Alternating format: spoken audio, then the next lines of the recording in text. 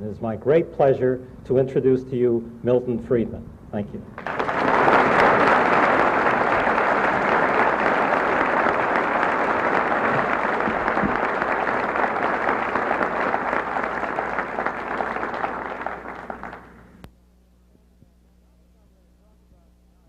The topic I'm going to talk about tonight, I had thought it was announced. If not, it'll come as a surprise to you, but I hope not as an unpleasant surprise, is the topic of money and inflation. It's not a topic I think there's anybody in this room who is uninterested in, at least the inflation half of it. Most of you are also very interested in the money half, but from a different point of view. Whenever I talk about inflation, I am reminded of a wonderful story about the man who decided to take advantage of the growing science of cryogenics. That's the science of freezing people up so that they can be in deep freeze for a time and then restored to life. And he got himself put into the deep freeze for a 20-year period. And of course, before he went into the deep freeze, he left all his securities and his worldly belongings at his brokers with instructions to do the best he could for him. And 20 years later, after the deep freeze had worked, he was unthawed and came out of the deep freeze. And of course, the first thing he did was to run to the telephone to call his broker. And his broker said to him, "Well, you know, you're a millionaire many times over." "Oh, really?" said the man. "What happened to this stock?" And the broker said it went from here to here, multiplied 10 times, 20 times. "What happened to this stock?" He kept on going. But suddenly the telephone operator interrupted. The man was just ecstatic. The telephone operator interrupted and said, "Sorry, your 3 minutes are up. That'll be $250,000 for the next 3 minutes, please."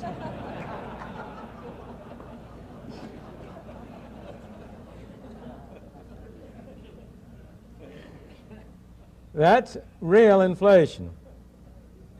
That's at the moment a story. But it's not a story which does not have some examples in history. Inflation is a disease. It's a dangerous disease for a society. It is sometimes a fatal disease for a society. It's a disease that, if allowed to rage unchecked, can destroy a society. And we have many such examples.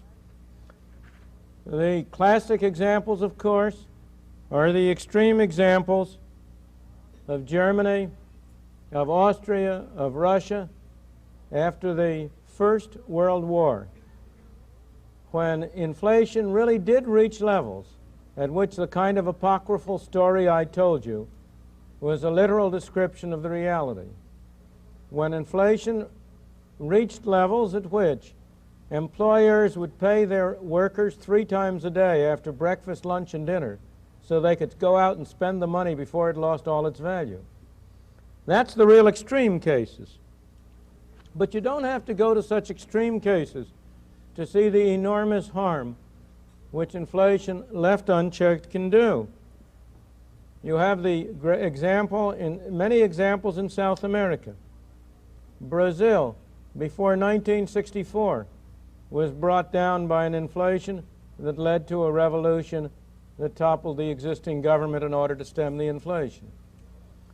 In the famous case of Chile, with Mr. Allende in power, he produced an inflation, which was one of the major factors that caused the economic catastrophe that led to the replacement of his government by a military dictatorship. We are nowhere near that stage in the United States. But it behooves us as a nation to pay attention to this disease, to ask ourselves, what is the cause of the disease? How do you cure the disease? What are the effects of the cure? What are the side effects of it? And what will happen if we don't cure it? And I propose to discuss the topic tonight under those headings, and then go on to consider in somewhat more specific detail the experience of the United States over the past decade or two and the present situation that we face. Now, the first step toward understanding the cause of inflation is to recognize that it is always and everywhere a monetary phenomenon. It's always and everywhere a result of too much money, of a more rapid increase in the quantity of money than an output. Moreover, in the modern era, the important next step is to recognize that today governments control the quantity of money, so that as a result, inflation in the United States is made in Washington and nowhere else. Of course, no government any more than any one of us likes to take responsibility for bad things. We're all of us human. If something bad happens, it wasn't our fault. And the government is the same way. So it doesn't accept responsibility for inflation.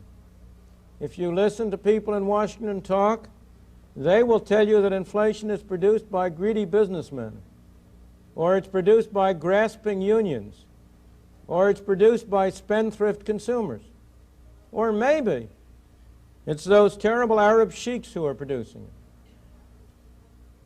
Now, of course, businessmen are greedy. Who of us isn't?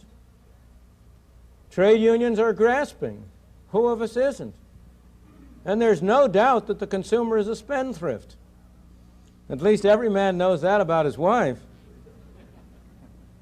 But none of them produce inflation, for the very simple reason that neither the businessman, nor the trade union, nor the housewife has a printing press in their basement on which they can turn out those green pieces of paper we call money. Only Washington has that printing press, and therefore only Washington can produce inflation. If you listen to the people from the communist world, they'll tell you inflation is a capitalist phenomenon. That's not true. If you look at Europe today, one of the most rapid rates of inflation in Europe has been in Yugoslavia, which is a communist country.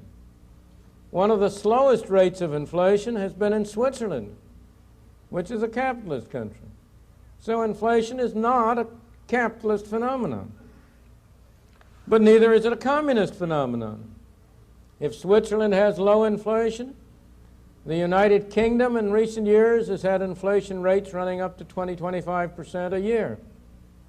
Italy has inflation rates today of that order of magnitude. Inflation is not a capitalist phenomenon, it's not a communist phenomenon, it's a printing press phenomenon. Now, in saying that inflation is a printing press phenomenon, in saying that inflation is always caused by a more rapid increase in the quantity of money than an output, you're only at the beginning of the problem, because you must distinguish the immediate cause from the more ultimate cause. You must ask, why is it that the quantity of money increases too rapidly? But before I go on to that question, I just want to settle for once and for all the point that inflation is a monetary phenomenon. That proposition has been documented over and over again. We have evidence for the United States for over 100 years, for Great Britain for 200 years, for Sweden for 200 years. There has never in history been an inflation that was not accompanied by an extremely rapid increase in the quantity of money. There has never in history been an extremely rapid increase in the quantity of money without an inflation. But in order to persuade you of this quickly and with a minimum waste of time, I have brought a few pictures along to show you that will graphically illustrate the proposition about the relation between money and inflation. And I'd like to, if we can start with the first of those slides now. Maybe you can make out that there are two lines on that chart. That chart is for the United States, and it covers the 13 years from 1964 through 1976. And one of those charts, the solid line, is the quantity of money per unit of output.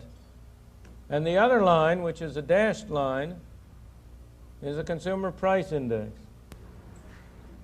Those two lines cross at 1970 because that's the way they're constructed. Both of those series were expressed on 1970 as a base of 100. in order to try to get the two series in the same scale. But there is nothing whatsoever in the arithmetic of it to make those two curves the same elsewhere.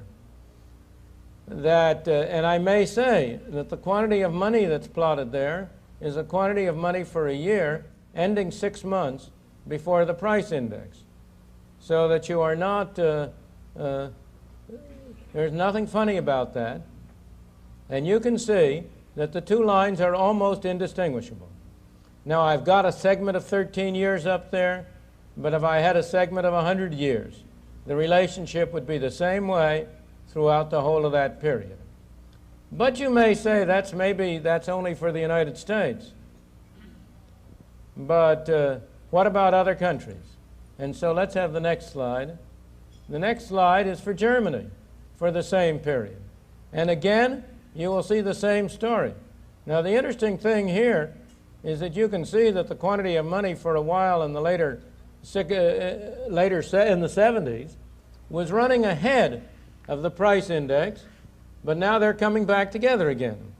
And that's a behavior you very often observe. The quantity of money per unit of output is a major factor that from the immediate sense determines the price index, but it doesn't operate instantaneously. Sometimes there are delays of a year or two, but sooner or later they all come back together. Well, the United States and Germany are very similar countries. What about another country? Let's have the third chart. And the third chart there is supposed to be for Japan. I can't read it. Is that what it says up there? That's for Japan. And you will notice that Japan experienced a much greater price rise than either the United States or Germany did. But Japan has now been coming back. It's done a remarkable job of controlling the quantity of money. And as a result, the rate of price inflation in Japan has come down from close to 30% a year to where today, in the period after this chart, it's back down to about 7%. But again, you have the same synchronism between the two charts. Now, the next chart, let's have the next chart, which is for Great Britain. You can see each one of these has a little bit more inflation than the preceding one, but each one of them, you again have the same relationship in every case between the quantity of money and prices. Now, one of the interesting things about that comparison between Japan and the United Kingdom is you will hear many people telling you that the real reason you have inflation is because of trade unions. If you listen to anybody telling you about Great Britain's plight, they will tell you that the real problem in Great Britain is that you have such strong trade unions that they push up wages and that causes inflation. Well, if that explains this relationship for Britain, what explains the previous chart for Japan, where trade unions are not very important or much weaker than they are in Great Britain? Or what explains the next chart, which is a honey, for Brazil? Can we have the last chart? Now that's an inflation that's really an inflation. That's none of these baby inflations we've been playing with. Of course, there are still better ones in Argentina and Chile, but we don't have a big enough room. Now here again, if trade unions cause inflation, as you know, Brazil has a military government, and trade unions have absolutely nothing to say about anything except as they are branches of the government apparatus. So that it's clear you cannot explain, in the case of Brazil, the inflation by trade unions, but you can see very clearly that you can explain it by changes in the quantity of money. Thank you. We can have the lights back on now. As I say, that's a very small sample of the evidence that is available on the linkage between the quantity of money on the one hand and prices on the other. That evidence is available for hundreds of years in many countries, and there are no exceptions. But that only gets you to first base. The question is, why is it that the quantity of money increases relative to output? If you go back 100 years ago, And here in California, this is very appropriate to go back a little more than 100 years ago. Sometimes the quantity of money increased more rapidly than output because of discoveries of gold or precious metals. As you know, you had the gold rush in California in late 1840s, early 1850s. You had the Australian gold discoveries in the same period in 1850s. And you had a worldwide inflation as a result. In the 1890s to 1913, you had a worldwide inflation because of the perfection of the cyanide process for extracting gold from low-grade ore, which produced an outpouring of gold from South Africa to supplement the gold strikes up in Alaska. But those were the good old days, before the days when governments discovered that it could escape from that relic of an earlier time, the discipline of gold, and that it had a much more scientific method of controlling the quantity of money by ending the link to gold and instead turning to government-dominated money. And today, you do not have inflations for those reasons. Today, you have inflations because governments create a very large quantity of money. The question is, why do governments do that? And today, in the main, there are fundamentally three reasons, in my opinion, why we have experienced inflation and why it is a threat. The first, and by far the most important, is in order to pay for government spending. Now, of course, I say the government does this. That's wrong. The government doesn't do it. You do it. I do it. We, the citizen, do it. We tell the people in Washington, we tell our congressmen and our senators and our representatives, we want you to spend more money on us. But we don't want you to put any taxes on us. Oh, no. We don't want you to levy taxes. We want you to spend more, but we don't want you to tax more. There's no way you can do the one without the other. The real tax on the American people is what government spends. If government spends if the federal government spends $450 billion and only raises $400 billion in taxes, who do you suppose who pays that other $50 billion? Do you suppose the tooth fairy does? You pay it, and I pay it. And one of the ways we pay it is by the tax which we call inflation. Inflation is, from this point of view, a form of taxation. If government spends more than it takes in the form of things that are called taxes, it has to meet the difference, either by printing money or by borrowing from the public at large. Printing money is a very attractive device because inflation, from the point of view of a person sitting in Congress or in the Senate, is a wonderful tax. He doesn't have to vote for it. Have you ever known of a congressman who got up and said, I vote to impose a tax in the form of inflation of 10% next year? No, sirree. Inflation is a tax which is imposed without representation and which nobody has to vote for. And of course, it's a marvelous tax from the point of view of a congressman trying to meet the demands of his constituents for more spending. Inflation its taxation yields tax revenue in three different ways. It yields it directly. We think of these pieces of paper we carry in our pocket as money, but it would be just as accurate to think of those as receipts for the taxes you've paid. If you pay the government $100 directly in taxes, the government sends you back a receipt. You paid us $100 in taxes. Well, now, the beauty of printing money is that the receipt is right straight with the payment of taxes. What you're getting there is not money, but tax receipts. And from the point of view of the government, those pieces of paper, and I'm exaggerating, of course, they're not really pieces of paper. That's only the primitive way of doing it. In our modern age, we do it in a more sophisticated way through using a bookkeeper's pen or a computer instead of having to turn the printing press. It's in the form called deposits, one of the most misleading terms in the human language. When I think of a deposit, I think I put something there and there it is. But you know, when you go into a bank and deposit money, the people behind the counter run as fast as they can to another part of the bank to pay it out over another counter in the form of loans. It's not deposited there. And similarly, when the government sends a check, it may, in effect, be doing the equivalent of printing paper money. I won't go into the details of that process. You will get the right answer if you think of it strictly as printing paper money.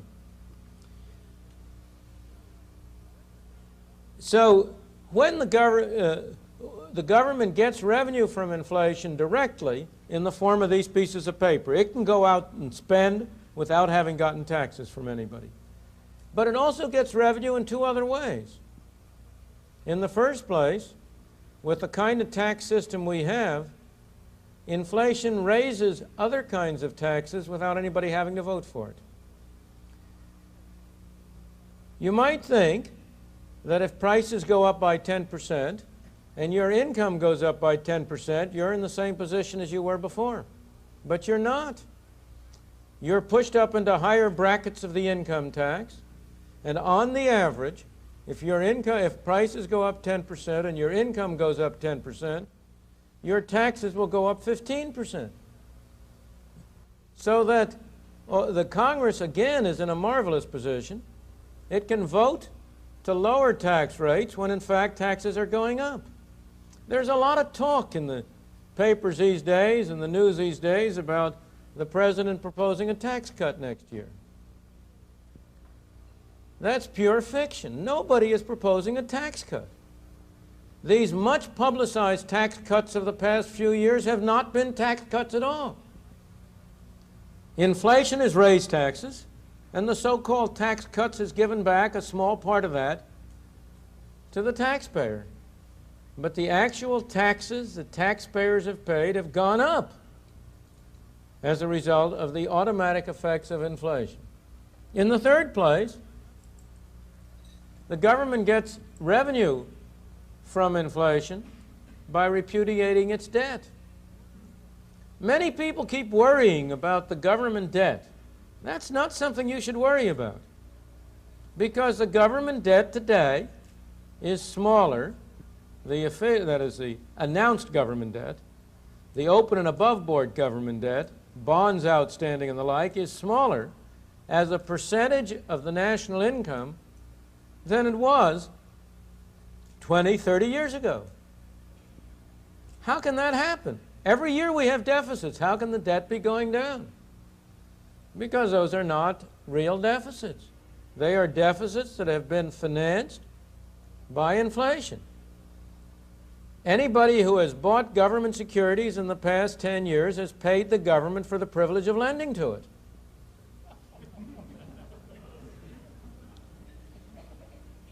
Anybody who has bought a long-term government bond and then redeemed it has gotten back an amount of money which has less purchasing power, less ability to buy goods and services than the sum he initially paid for the bond. And to add insult to injury, he's had to pay taxes on what they call interest. And as a result, the debt has gone down in meaningful terms. So that inflation is a marvelous resource for a government in all three of these ways. That, as I think, has been the main reason throughout history, not only now, but going back for thousands of years. You know, you had a great inflation during the time of the Roman Empire, when Diocletian was emperor.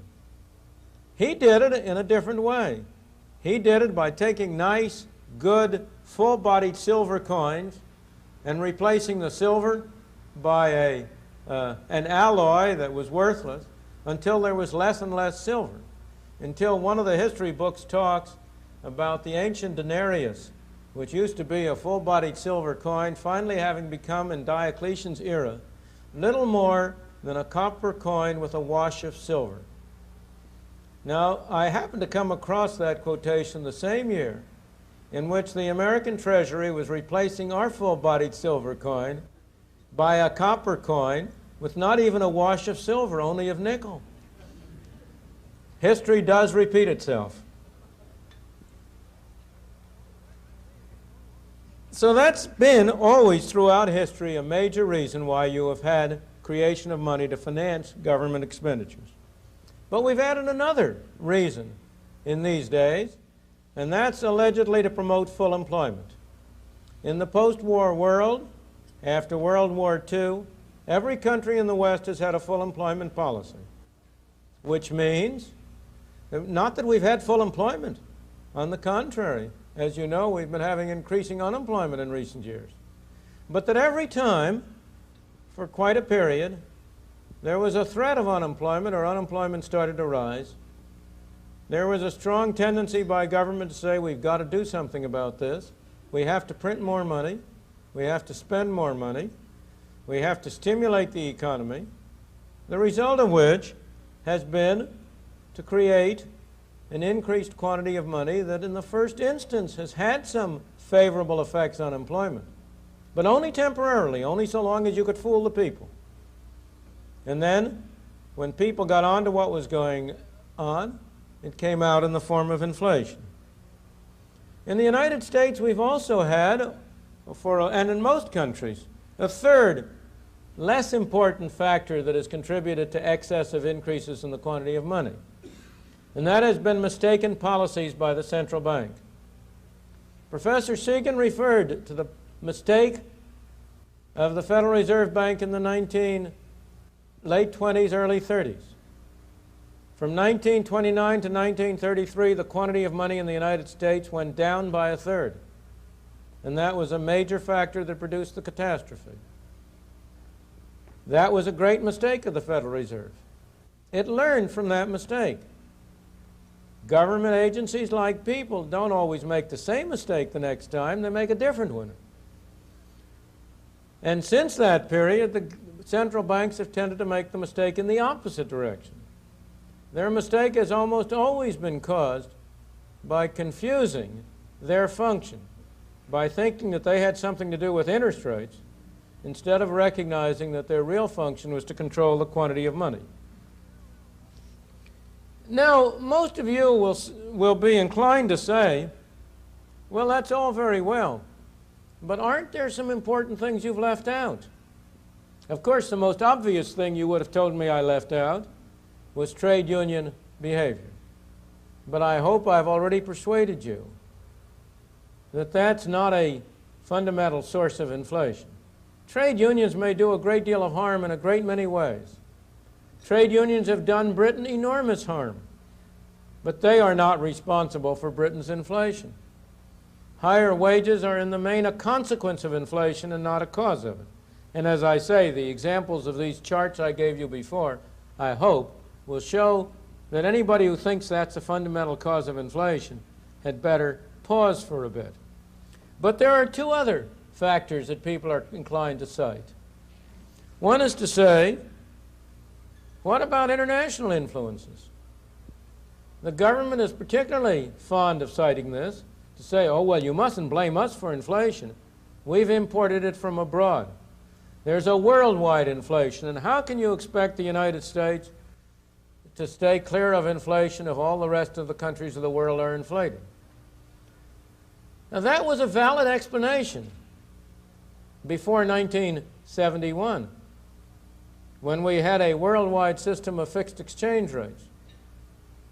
In that case, it is true that inflation in one country would tend to spill over into another because it would influence the quantity of money.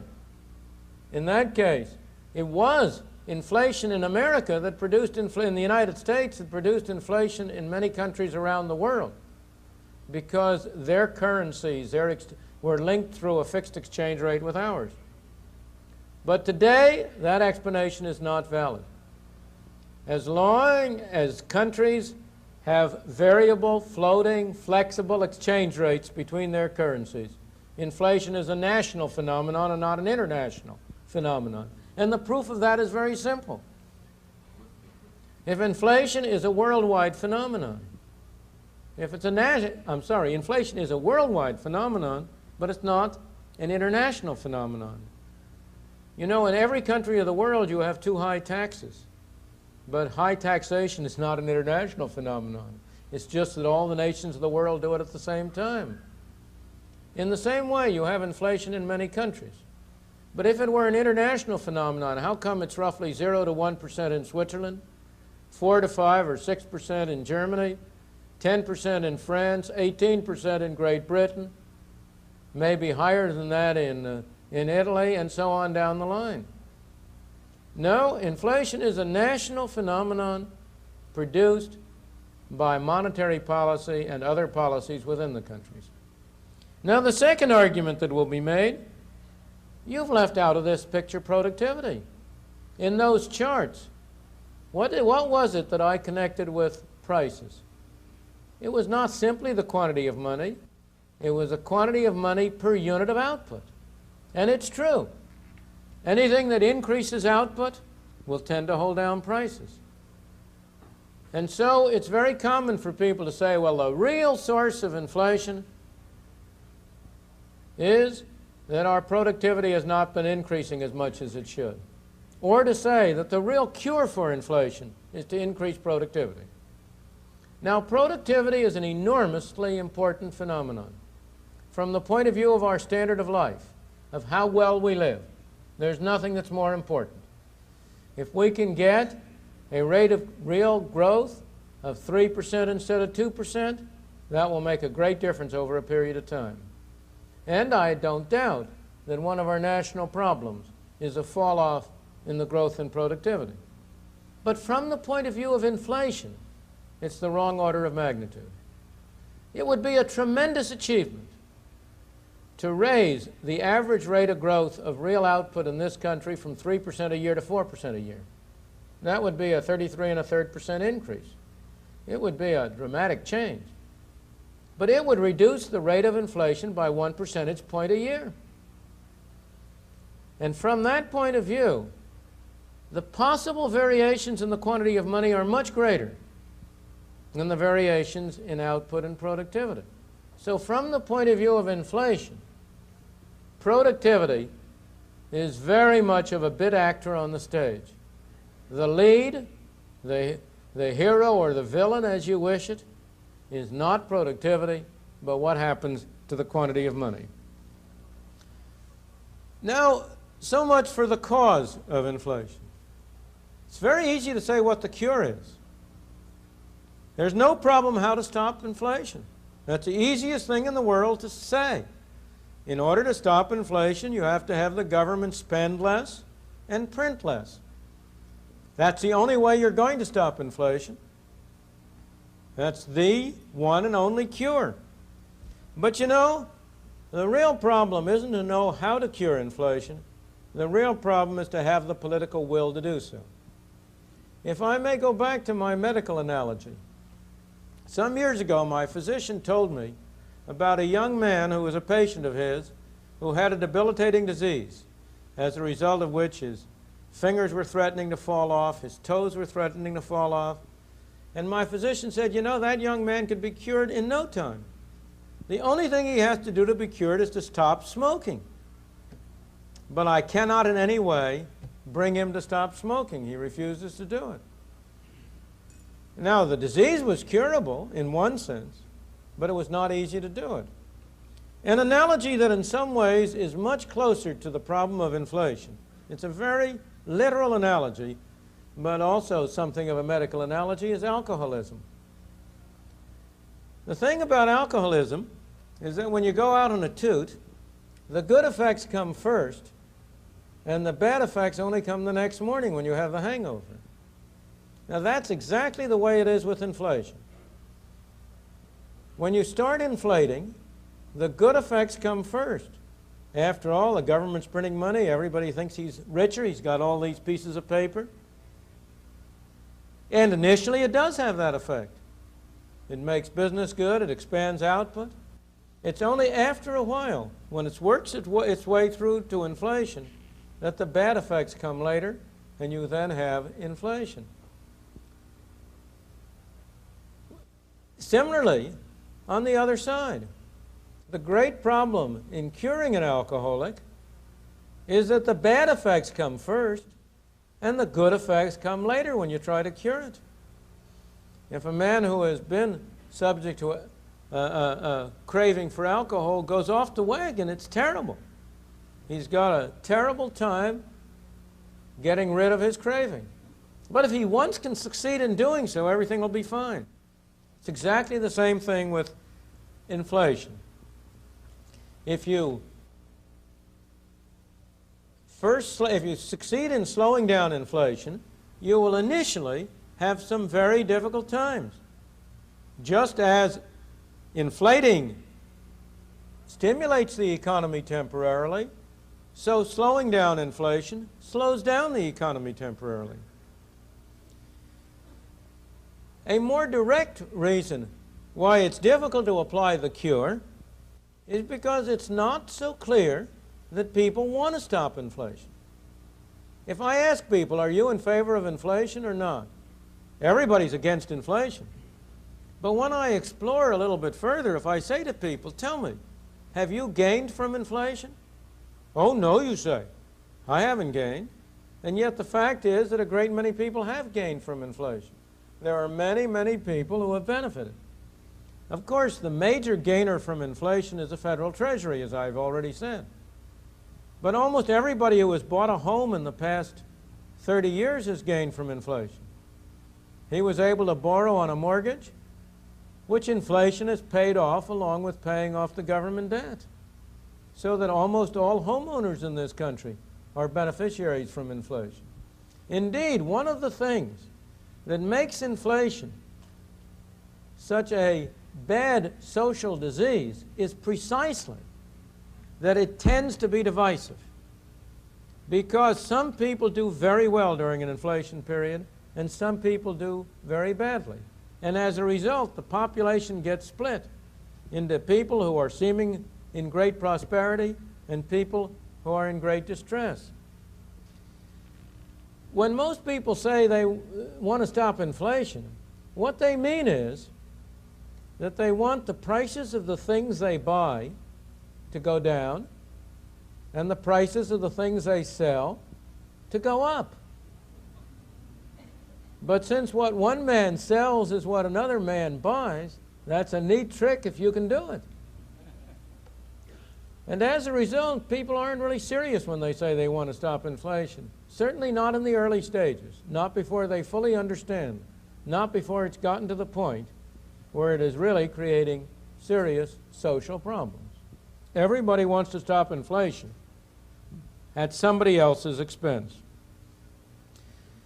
Now, I've already said that if you start to cure inflation, you will get some bad effects first. Let me emphasize that those bad effects are not themselves a cure. They are side effects of a cure. If you have your appendix out, if you go to a doctor and say, and he says, you have appendicitis, you've got to take your appendix out. But after your appendix is out, you'll have to stay in bed. It used to be 2 weeks, now it's 10 minutes. But you'll have to stay in bed for a little bit. And you say to him, well, you know, I think I'll just stay in bed and not have the operation. That isn't going to cure you. And in the same way, unemployment is not a cure for inflation. I can tell you 100 ways to create unemployment that will produce more inflation, not less. I may say that used to be a proposition that people found it difficult to understand. But the experience of the past 10 years or so has done a great deal to make people understand that it's perfectly possible to have unemployment and inflation go along simultaneously. In fact, we've coined some ugly new words like stagflation and slumpflation to try to explain this phenomenon. Well, I shouldn't say to explain it, to name it. So unemployment is not a cure for inflation, but it is an almost inevitable side effect of an effective cure. Now, why should that be? Why is it that there seems to be no way to cure inflation without going through at least a temporary period of relatively slow growth and relatively high unemployment? The answer is fundamentally because of the time delays between the turning of the printing press and the ultimate effects on output and on prices. Both ways you produce the same result. Look on the upgrade. Suppose the government first prints money and spends it to pay for its expenses. To begin with, the people who find themselves doing better business don't know what the explanation is. Government is paying more money. Its employees have better salaries. They're coming to the store and buying more goods. The storekeeper is delighted to sell them at the same prices as before. Each man thinks this is something special happening to him. The shoe manufacturer says, look, I can sell more shoes. The demand for shoes is going up. He doesn't recognize that what's really happening is the demand is going up everywhere. And then not only is the demand for shoes going up, but he's going to have to pay more to get labor. He's going to have to pay more to get leather. He's going to have to pay more to produce his products. But when that shows up, when after a while he finds out that his costs are up, then he suddenly discovers that he has to raise his prices to make both ends meet. And that's why, on the average in the United States over the past 100 years, an increase in the quantity of money has taken about 5 or 6 months to affect people's spending. The first thing that happened is people just have bigger bank accounts. Then it takes them a little while to realize that, and they start spending it. And then it's another 12 to 18 months before that works through into prices. So on the average, over the past 100 years, and in Britain it's been for 200 years. I say 100 years because that's as far back as our data go in the United States. There's been about a 2-year interval between a more rapid increase in the quantity of money on the one hand and the inflationary effects of it on the other. But the same thing happens the other way. If the government slows down its spending, in the first instance, people simply experience that as slower demand for their products, and they tend to retrench. They tend to say, well, my inventories are going up, I better cut back production. It's only after a considerable interval that that's reflected in lower prices or in a slower rate of increase in prices and works its way through. So there is no way that I know to avoid the interim effect of slowing down inflation. In the long run, there is no relation between inflation and unemployment, on the average. Suppose a country gets accustomed to 10% inflation. That's perfectly livable. That's something people can get along with. What will happen? Everybody will know that it's going on. All wages will automatically tend to go up by 10% more a year than they otherwise would. All prices will tend to go up by 10% more. Instead of interest rates being 5%, they will be 15%. Everything will get adjusted to it. And we have a great deal of evidence that the average rate of inflation over a period of time has no relationship at all with the average rate of growth or the average level of unemployment. The thing is that only surprises matter. It isn't inflation that produces a stimulus. It's only higher inflation than you expected. It's only the surprise. If you get adjusted to it, it doesn't do any good. It's just like, again, alcoholism and drug addiction. When a fellow first gets started on drinking, all it takes is one drink to make him happy. But after his body gets adjusted to that, it takes a little more, and pretty soon he's taking a half a bottle.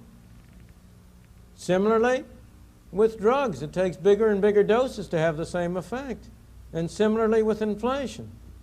As a country gets accustomed to higher and higher rates of inflation, it needs a bigger dose to have any stimulating effect. So in the long run, there is no relation, but in the short run, there certainly is. There's no way to avoid these side effects, but those side effects can be minimized by trying to take the cure gradually instead of overnight. Here we are in this nation with a base rate of inflation at the moment somewhere around 7%. It would be a mistake to try to bring that down to 0 next year. We ought to do it over a 3 or 4 year period to give people a chance to adjust. We can also minimize the side effects of inflation, in my opinion, by adopting a widespread program of escalator clauses, particularly with respect to government obligations, particularly with respect to taxes. I think it is a disgrace and a scandal that we have not had a legislation which has adjusted the income tax system so that inflation does not automatically raise rates. Congress has been very quick to index its own salaries. Congress has been very quick to index the salaries of government employees. But it has been very reluctant to apply the same principle to the taxes that it imposes on the citizen. I must say myself, I would go the other way. I would like to see the taxes indexed, and with respect to the salaries of Congress and of government officials, I would index them perversely. Every 5% inflation is a 5% reduction in their salary. And I assure you, if you did that, you'd cure inflation real fast. One more general point. What if we don't cure inflation? We have no good choices. If we don't cure inflation, if we continue at high rates of inflation, we'll also have high unemployment. And one of the main reasons is because of the false cures that will be attempted. In every country that has had great inflation, the governments have resorted sooner or later to wage and price controls, supposedly as an attempt to cure inflation. We did that in this country in 1971 with disastrous results. Wage and price controls are not a cure for inflation. In fact, wage and price controls, you will find, are imposed by governments that want to inflate but want to conceal it from the populace. Governments want to get a short-term benefit by pumping up the economy, but they want the populace to think they're doing something about inflation. So they announce with great fanfare that they're fixing prices and wages. But the result is only to hold down, to conceal the inflation for a year or two and then have it blow up, which is, of course, exactly what happened after 1971.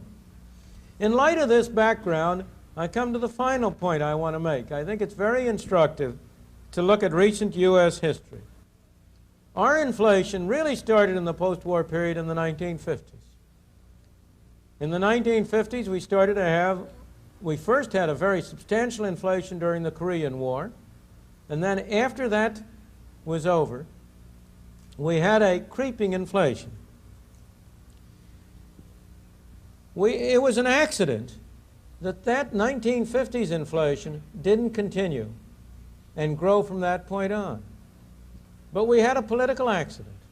We had a non-political president who was willing to risk the election of his vice president in order to stop the inflation. Mr. Eisenhower was willing to take the unpopular measures that stopped inflation, that put us back on a non-inflationary source, by approving measures that led to a series of recessions in 1958 and then in 1960, by holding down government spending, holding down government money creation, so that from an inflation rate, which at that time was regarded as terrible, of 3.5%, it was brought back to essentially zero. Our real inflation started in the early 1960s, when John F. Kennedy inherited this windfall of a non-inflationary environment as a result of President Eisenhower's policies. And from 1960 on, we have been on a roller coaster. We have been going up in inflation, we have been coming down. We've been going up, and we've been coming down. Every time we go up, there's a great outcry, we have to do something about stopping inflation. And so we tend to step on the brakes. That tends to produce a downturn. But the moment unemployment starts going up, there's an even bigger outcry. We have to do something about the unemployment. So we reverse and step on the accelerator instead of the brake, and we're off again. But this roller coaster is around an upward level. It's not been on the level. Each peak has been higher than the preceding peak. Each trough has been higher than the preceding trough. In 1961, the lowest rate of inflation at that time was 1%. In 1967, the next trough, the lowest rate of inflation was 2.5%. In 1971, before Mr. Nixon introduced price controls, in order to control what was then supposed to be the horrendous rate of inflation of 4.5%. In that period, the lowest rate was about 4%. In 1976, last year, when again we went through a recession to stop the inflation, the lowest rate was 6%. It was 5%, I'm sorry. So each bottom rate has been higher than the preceding one. Similarly, each top rate has been higher than the preceding. In 1966, we reached 4%. In 1969, we reached 6%. In 1974, we reached 12%. In 1979, we will reach, you fill in the numbers. It's not a pleasant prospect. So we've been on a roller coaster, going up and up and up. And we've been on that roller coaster because of the problem that I've mentioned, that we get accustomed to our addiction, and we need bigger doses to get another high. If we look at the period the most recent period, we've had the same situation again. From January 1974 to January 1975, the quantity of money defined to include the currency in your pockets and all deposits at commercial bank, demand and time, what has come in the jargon of the literature to be known as M2. I apologize for having given it that unlovely name. But M2 has been grew in that year at 6.8% a year. That was a relatively low rate. And it was that was responsible for the tapering off of inflation, so that by the end of 76, it was down to about a 5% on a year-to-year basis. But in the period from January 75 to now, the money supply has been running at the annual rate of 10% a year. M2, this quantity of money. And that portends an increase in the inflation rate. We've hit the bottom, and we're now on the way up. We had a temporary bulge in January, February as a result of the very hard winter. But the more fundamental phenomenon is that we're now on an upgrade. We'll probably hit 7 to 9% next year, something like that. And the base rate of inflation today is somewhere in that level.